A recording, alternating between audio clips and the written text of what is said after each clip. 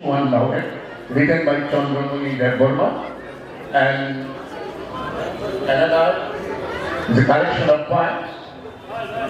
Linguistic book has been published. So, check.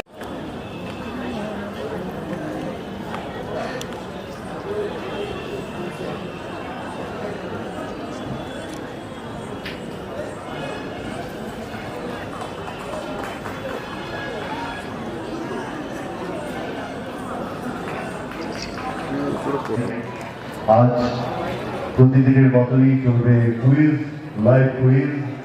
আজ হবে ঠিক সন্ধ্যে 6টা থেকে শুরু হবে। গোল গেটের পাশেই যে কুইজ কর্নার রয়েছে সেখানেই শুরু হবে সন্ধ্যে 6টা থেকে লাইভ কুইজ।